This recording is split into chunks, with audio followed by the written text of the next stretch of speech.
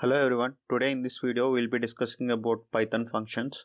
So we can define a function like this. So for defining a function we need to give this def keyword and then function name, and within these brackets if you want to pass any arguments or parameters to the function, then you need to write these over here, and then within this function, to specify that this is within the function, you need to give some space or indentation, and then you have to write the corresponding code that you wanted to write within this function. So here we are writing hello everyone. That's why this function, what it will do, if we call this function, it will just print this hello everyone. Let's see. So here I am calling the function and it is printing as hello everyone. And now I want to pass something to the function, and it should print only the thing that I am passing. So here if you see, I am writing something called as x, and x is automatically detected by our Python interpreter, like whichever data type it is. So we just mention what like how many arguments we want to pass, and there is no need for us to mention what data type it is, and we'll be giving it like this and it will print that particular x. Okay, so let's execute this. So here if you see, we are passing hello everyone, that's why it is printing hello everyone. Let's say hello only we have wanted to print, then we can just pass hello and then we can print that. So if you observe, it is printing hello. And similarly within functions you can return anything. So let's say we wanted to write function for power of 2, then we can just pass the text, and we like to this power of 2 will be passing some argument. On that it will be calculating the 2 power and it will be returning us the value. So here if we see, this star is power operator, we have already discussed in some of the videos. So let's see. So it will be giving us 32. If we give 10, then it will be giving us 2 power 10 is 1024, so it will be giving us 1024. Like that we can pass some argument and do something on it, and we can return that also. And even we can pass how many of our arguments we want, those many we can pass, and we can just return statements like this, and you can write some complex code over here, and at last you can return that particular result.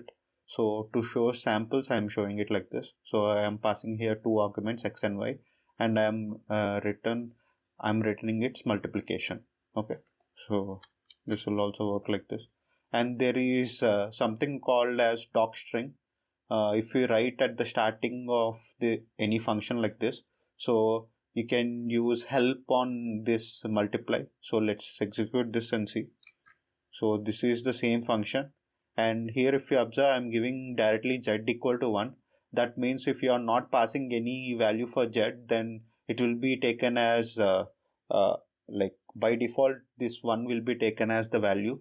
Similarly, let's say if I am passing something like 2, then it will be taking this value 2. If you don't mention anything, then it will be taking the value of 1. Okay, like this we can like pass some default arguments as well, and along with that you can tell like what this function is telling in this string like this. So within triple quotes, if you write something like this, then when you do help on this function, it will be showing that particular string, so that if you are doing any code and you don't want to show everything to the other user, then you can use such thing, and you can tell them how to, like internally you will not show all these things. We'll just say function name, and if you wanted to know what the function is doing, then you can type help in that. So in help it will be showing like what are the parameters that can be passed to the function, and also what the function will be doing, that can be shown using this docstring.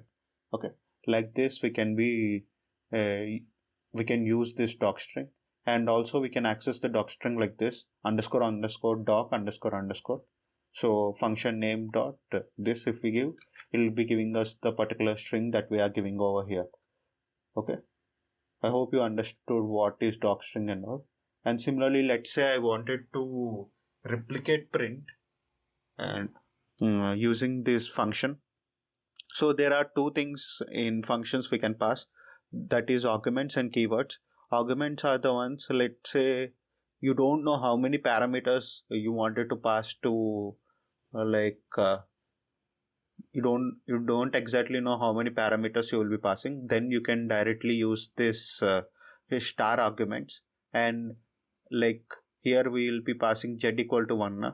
Like that, if you like, all those things will be taken as keywords, like either z equal to 1, or here if you are giving something like key equal to something or separator equal to something. In print we'll be having sep and end. So if you are passing these will be taken as keywords, whereas these two will be taken as arguments, whereas this x is this one. So let's execute this and print, then you'll get a clear idea on this.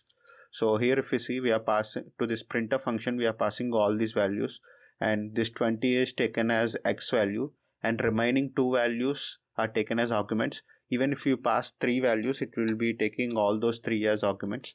So you can pass how many values you want. And if you are mentioning something, some variable name equal to something like that, then those will be taken as keywords. Okay, let's see how to, like, using these arguments and keywords, how to replicate the print. Let's see. So here I'm passing x and then arguments, and separator equal to by default space I am giving, and end equal to slash n. So we have discussed about print statement in the initial videos. There also by default the separator value will be space and end value will be new line. So we are passing the same, and x we are directly printing, and we are saying end equal to sep, because like separator is the one which will separate the values. So I'm doing this, and then I'm taking each one from the arguments except the last one. I'm taking all the elements one by one, and I'm keeping that end equal to sep. That means that this x and all these arguments were separated by uh, this comma. Okay, because these print statements are like one below another. So I wanted to, all these print statements, I wanted to separate them with space. So in order to do that, we have to give the end value. So end value, I'm giving it as this separator, that is space. And for the last one, that is arguments of -1, this will be giving us the last one. For that, I'm giving separator as this one and end as this one. I hope you guys understood what I'm trying to do and all. Okay. Now if we print this, you'll understand how it is printing.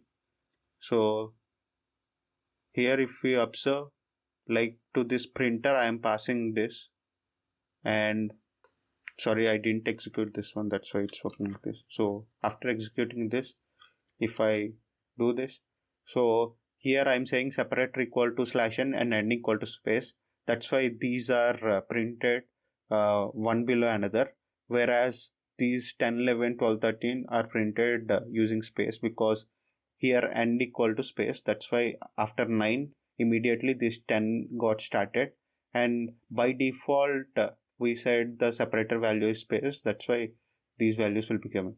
Here we are passing slash n, so instead of this, slash n will be taken, and this slash n, and here also slash n. Only in this case it will be here also it will be taking slash n and space. Okay, I hope you guys understood about these functions, and if you have any doubts, then please comment it down. We'll be seeing and replying to that. And thank you.